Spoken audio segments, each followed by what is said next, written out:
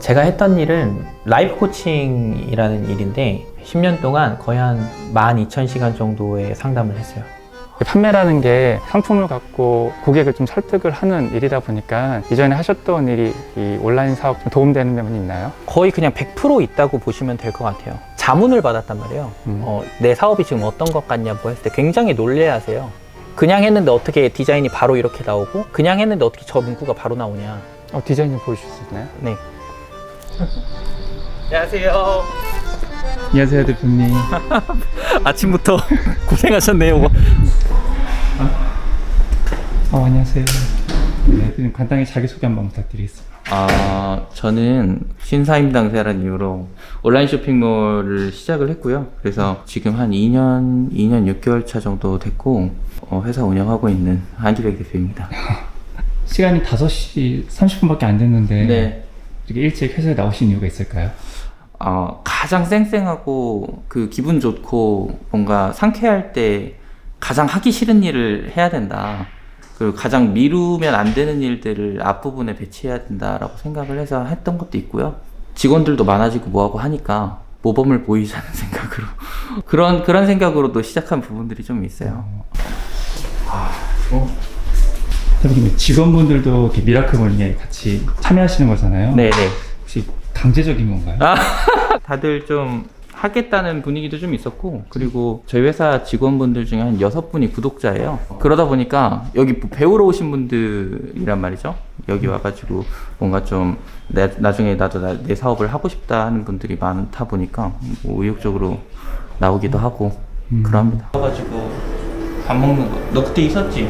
오셨을 때. 네네네.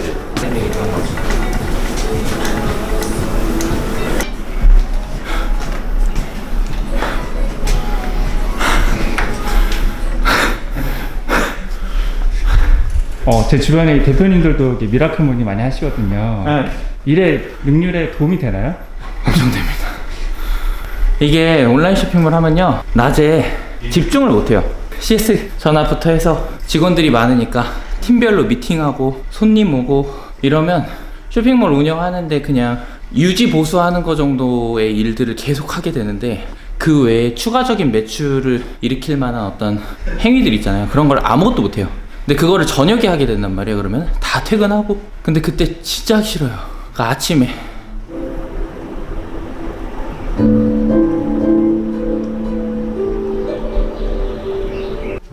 나는 책. 듣기로는 여기 입사하신 이력이 좀 독특하다고 알고 있는데. 제가 보면서 공부하던 유튜브 운영하는 카페가 있었어요. 그래서 거기서 사업 일기 같은 거 쓰면서 하루하루를 기록을 하다가 대표님께서 저를 보고 연락을 주셔가지고 서울에서 천안으로 오게 되었습니다. 딴 데 쇼핑몰에다가 이력서 넣었는데 회사가 좀 이상한 회사여가지고 좌절해 있는 사업 일기를 봤어요. 우리 직원 한 명이 더 필요해지는 시점이 왔는데 생각이 나는 거예요. 전화해가지고 오실래요? 바로 물어보니까. 그러고 다음날 왔나? 네. 다음날 왔어요. 의심하지는 않으셨어요? 저는 안 했는데 부모님께서 의심을 하셔가지고 네, 어떻게 전화 한 통 받고 가냐 그렇게 하셔서 전화 넣는 거 아니에요? 대표님 만나고 와가지고 엄마 아빠한테 노트북 가져와서 이 사람은 이런 거 하는 사람이고 이러한 이유로 나는 여기에 꼭 갈 거다, 약간 이런 거를 발표 같은 거를 했었어요. 그거는 부모님이 할 수 있는 합리적인 의심이니까 프레젠테이션 딱 해가지고 내가 갈 곳은 어디고 누굴 만나고 뭐 이런 거 다 하라 그랬어요. 그래서 부모님들 내려오시게 한 다음에 한 2시간 정도 상담을 해드렸죠. 30대 이하는 제가 다 부모님 상담 다 했습니다.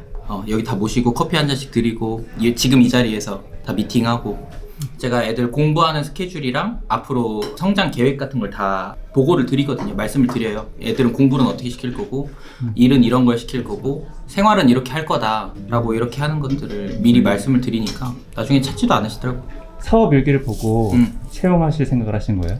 중요하게 생각했었던 게 3개가 있었는데, 나이가 어려야 되고 체력이 좋아야 되고 의지가 있어야 된다. 뭐 요 정도 3가지였는데 그 3가지가 다 있었어요. 경력이 아예 없으신 거죠? 진짜 완전 신입입니다. 해본 적도 없습니다. 보통 이제 쇼핑몰에서 경력직들을 많이 뽑잖아요. 혹시 아니요. 그렇진 않나요? 네, 경력직 뽑으면 골치 아파요. 실질적으로 작은 회사였을 때는 어차피 대표가 다 해봐야 돼가지고 직원이 경력직인 게 초반에는 별 필요가 없어요. 제가 봤을 때는 20명까지도 경력직은 필요는 없는 것 같아요. 그 아까 말씀 중에 그 이전에 하셨던 일에 대해서 라이프 코칭이 계셨잖아요. 네. 심리 상담이랑은 조금 다른 분야거든요. 심리 상담은 뭔가 마음의 상태가 다친 거예요. 다쳐서 마이너스 뭐 5까지 떨어졌다. 나의 마음이 상해서. 그 사람을 0까지 원래 건강했었던 상태까지 돌려다 주는 게 이제 심리 상담인 거고, 라이프 코치는 이미 온전한 0인 사람을 어떻게 하면 플러스 5, 10으로 갈 수 있을까라고 하는 걸 같이 고민해 주는 조력자예요. 그런 일들을 지금 10년 동안 했었고 거의 한 12,000시간 정도 상담을 했어요. 그러니까 12,000시간 정도면은 국내에서 지금도 사실은 12,000시간을 한 사람이 없을걸요? 이게 좀 전문직이잖아요. 급여 조건이라던가. 괜찮을 것 같은데 그 일을 뭐 그만두신 이유가 있을까요? 회사를 다니면서 한 700만 원, 800만 원 정도까지 받으면서 일을 할 때가 있었는데, 업무하는 그 양 자체가 하루에 막 12시간, 13시간씩 일하는 걸 일주일 내내 했으니까요. 실질적으로 내가 하는 그 어떤 상담이나 이런 부분들의 어떤 가치를 인정받고 막 그렇게 하지는 못했었던 것 같아요. 사실 제일 중요한 건 내가 계속 디벨롭 돼야 되거든요. 그럼 공부를 해야 돼요. 근데 공부를 하려면은 일하는 양을 줄여야 되잖아요. 근데 이 일을 줄이면 돈이 줄고, 계산을 해봤어요. 내가 노후까지, 우리 부모님 노후까지 다 준비하려면 지금 월급으로 가능한가, 이런 부분들을 고민을 해봤는데, 우리 가족들 평생 동안 밥 먹는 거를 뭐 6,000원, 7,000원으로 곱해봤거든요. 그랬더니 30억이 필요하더라고요. 30억이 필요해요. 밥값만. 이게 이대로 월급만 많이 받는다고 이게 되는 게 아니다. 결국에는 노동자산과 그 자본이 벌어다주는 그 수익이 같이 있어야 된다. 노동 수입과 자본 수입이 같이 있어야 된다. 라고 하는 그런 부분들을 좀 이해를 하게 되면서, 그러면서 이제 조금씩 사업이나 이런 부분에 관심을 좀 갖게 됐던 것 같아요. 그 와중에 신사임당의 창업다마고치를 처음 보게 됐는데, 아니 이런 게 있어? 라고 이렇게 처음 생각했어요. 저는 네이버에서 항상 구매하던 사람이거든요. 근데 그게 스마트 스토어라는 것조차도 몰랐어요. 그냥 가격 비교 이런 기능으로만 알고 있었지, 그 정도로 아예 몰랐었는데 괜찮다 이렇게 생각이 들어가지고 해가지고 인터넷 찾아보니까 온라인 컨설팅 같은 걸 해주시는 분이 있는 거예요. 그분한테 전화를 했어요. 뭐 한 300만 원? 이런 거예요. 하루 2시간. 이분이 2시간 동안 하라고 했었던 그 내용을 다 하는데 6개월이 걸렸어요. 최선을 다해서 16시간씩 둘이 했거든요. 근데 6개월이 걸렸어요. 그 지점까지 도달하는데. 그러니까 2시간을 알려줘도 거기까지 도달하는 게 어려운 거예요. 그 모든 문제를 다 해결하는 교육을 해주진 않았지만 이 길로 가면 거기 도착할 수 있을 거다라는 비전을 심어주셨죠. 그렇게 해서 시작을 하게 됐어요. 자본금 얼마를 갖고 시작하신 거예요? 처음에 500만 원 갖고 시작했어요. 500만 원 갖고 시작하고, 500만 원 중에 한 300만 원은 컨설팅비로 쓰고, 100만 원은 사무실 보증비로 쓰고, 그리고 나머지 100만 원으로 사업을 했죠. 100만 원으로 사업을 어떻게 시작하셨어요? 다행히도 제가 처음 컨설팅 받았던 분이 물건을 저한테 지금 납품해주고 계신데, 카드 결제가 가능하게 해주셨어요. 그래서 그걸로 무이자 활부로 6개월을 늘 긁어서 그 달에 번 거로 그 할부금을 또 내고, 그러다 보면은 번 거에 비해 이제 잠식되는 게 있으니까 5월, 6월쯤 되면 돈이 바닥이 나요. 그때 이제 소상공인 대출 받아서 그거 내고, 이렇게 해가지고 처음에는 돌렸던 것 같아요.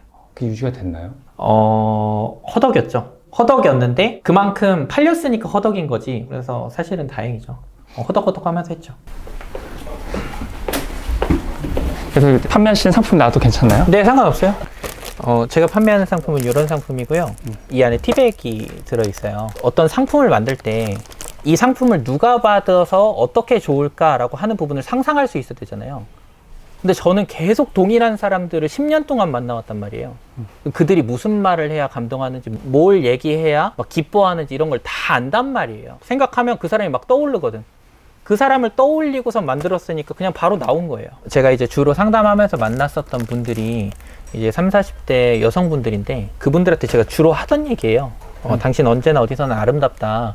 자기를 소중하게 아끼고 사랑하셨으면 좋겠다라는 얘기를 늘 해서 그 말을 여기다 적은 거고요. 그런 아름다움을 이제 티넷이라고 해서 티내다, 뭐 티를 내어주다 이런 뜻이고요. 이거는 제가 이제 웨딩드레스를 형상화해서 만든 거예요. 왜냐면은 30, 40대 여성분들이 가장 아름다웠을 때가 결혼할 때잖아요. 그래서 이거는 결혼 반지를 뜻하고, 요거는 이제 웨딩드레스고, 이거는 혼인서약서 같은 느낌이고, 고객들이 이거를 받아봤을 때 감동할 수 있게끔 하는 그런 포인트들로 해서 이 상품을 만든 거예요.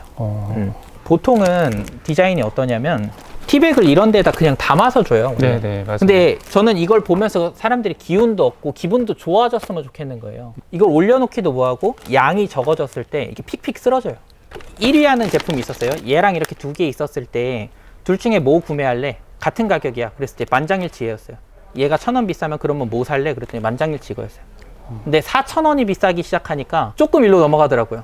그래서 이유를 들어보고 그 부분을 보완해서 4,000원 비싸게 팔았어요. 혹시 이제 온라인에 이런 똑같은 구성의 상품들이 있을 거 아니에요? 있죠. 다른 제품들은 한 12,000원 뭐 이렇게 되거든요. 싼 거는 막 11,000원까지도 가는데 저희는 18,000원입니다. 가격이 좀 높네요. 네, 제일 비싸요.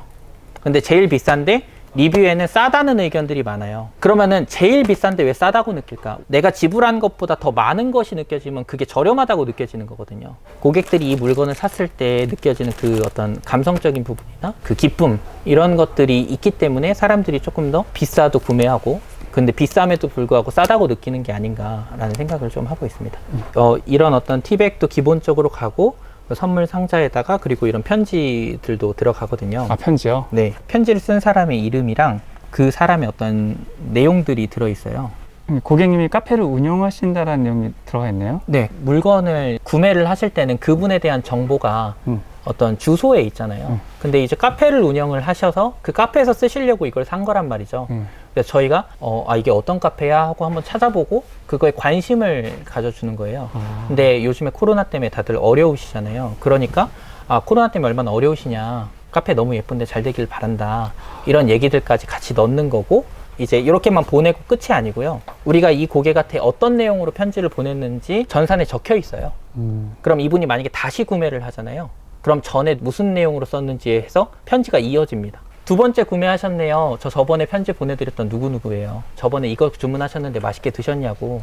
이렇게 또 구매해 주셔서 감사하고 뭐 이렇게 얘기를 하잖아요. 그러면 고객들이 답장을 보내요. 톡톡 이런 상담 CS 이런 걸로 누구누구님에게 감동받아서 이 편지를 씁니다 라고 해가지고 편지 막 이렇게 씁니다. 그럼 재구매율도 상당히 높겠네요.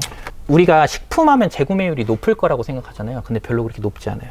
왜냐면 저관여 제품이기 때문에 요거 먹어봤으니까 요것도 먹어볼까 하는 그런 마음들이 굉장히 많거든요. 근데 그런 거에 비해 저희 후기를 보면은 다 재구매한다는 얘기들로 가득합니다. 대표님께 어떤 아이템 소싱 방법이라던가 판매 노하우 좀 여쭤보려고 했는데 지금 보여주신 것만으로도 충분히 그 답이 나왔다 생각하거든요. 네. 그랬나요? 네. 저한테 메일 주셨을 때 많은 분들이 엔잡러가 됐으면 좋겠다라고 이제 말씀해 주셨고 네. 또 그런 제목의 책도 출간을 하셨잖아요. 그 제목이 뭐 시사하는 바가 있을까요? 이제 100세 시대라고 하니까 하나의 직업만으로는 내 100세까지 이게 해결이 안 되는 거예요. 그래서 직장을 다니면서 그 다음 잡을 준비해야 되는 것들이 굉장히 보편화가 되기 시작한 거죠. 그러니까 이걸 누가 가르쳐 주지는 않았지만 점점점 사람들이 그걸 준비하고 있다는 거예요. 왜냐면 두려우니까. 그렇다고 내가 55세, 60세에 회사를 그만뒀을 때 최저임금 받으면서 아르바이트부터 시작해야 되냐? 그러면 왜 굳이 그렇게 시작하냐? 미리 준비하면 되지. 그런 측면에서 엔잡이 되기 위해서, 그러니까 새로운 직업을 준비하기 위해서 갖춰야 되는 어떤 환경 세팅 또는 시간 관리, 어떤 자본 관리, 이런 부분들, 어떤 준비가 필요하다라고 하는 부분들을 시사하는 것 같습니다. 그 대표님도 지금 말씀하신 것처럼 이 온라인 사업뿐만이 아니라 또 다른 사업도 하고 계시잖아요. 이제 물건을 파는 이제 소매, 그리고 도매도 하고요. 그리고 식품을 소분을 대신해주는 식품 소분 대행업도 하고 있고, 3PL도 하고 있고요. 그리고 상세 페이지 외주 같은 거 받아서 해주고 있고, 사진 촬영도 해주고, 브랜딩도 해주고, 그리고 제가 이제 사업자분들에게 조언을 해주는 이제 자문 서비스도 하고 있고, 저랑 대화 나누고 일하고 가실 수 있는 공간을 만들어 놓은 사업학교도 있어요. 이렇게 9가지를 운영을 하고 있어요. 매출이 좀 궁금한데. 사실은 이 9가지 사업이 매출이 늘 같지가 않잖아요. 왔다 갔다 하거든요.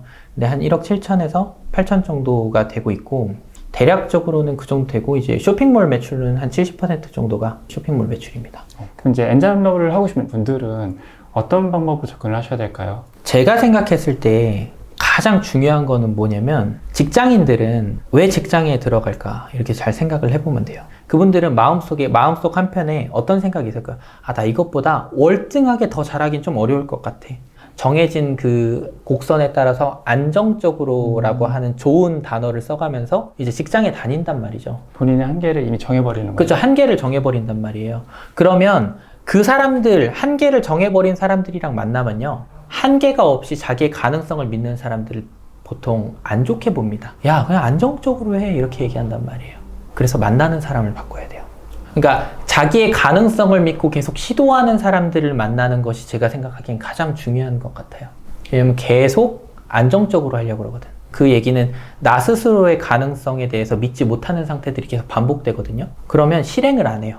그러니까 뭐냐면 번지 점프에서 뛰는데 이 끈에 대한 확신이 없잖아요. 그러니까 뛰질 못하는 거예요.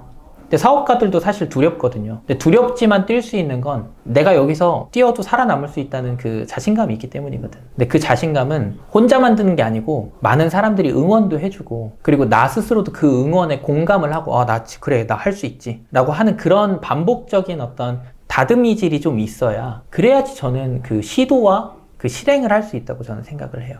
그래서 처음 시작하시는 분들한테 가장 중요한 건 뭐다? 나 스스로의 가능성을 믿을 수 있을 만한 환경 조성이 필요하다. 근데 그러려면 자기의 가능성을 믿고 거기에 열심히 하는 사람들을 자주 만나는 게 제일 중요한 것 같아요. 사업을 하시는 분들 다 외로워요. 왜냐면 내가 예를 들어서 처음에는 200만 원만 벌면 좋을 것 같아. 200만 원 딱 벌고 나면 더 많이 버는 사람들이 보인단 말이에요. 그럼 내가 잘 못하는 것 같아. 근데 400만 원을 또 벌잖아요? 그럼 또 자기가 못하는 것 같아. 왜냐면 계속 잘하는 사람들만 보이게 된단 말이에요. 자기가 잘한 건 그냥 그건 당연한 거야. 근데 그것보다 더 잘하는 사람들을 보면서 계속 달려나간단 말이에요. 그럼 자기를 못 챙기고 마음이 피폐해지는 거지. 남이랑 비교하는 게 아니라요, 어제 나랑 비교하면 아무 문제 없어요. 왜냐면 어제 나보다 늘 성장해 있거든.